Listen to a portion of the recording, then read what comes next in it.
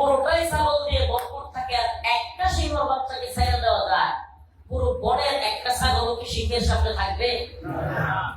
এই অবস্থা কেন? ওই সিংহের বাচ্চার এই উপলব্ধি কেন হইলো যে আমার দুইটা সিং নেই? এই উপলব্ধির পিছনে মৌলিক কারণ হলো ভাই যেটা বলছেন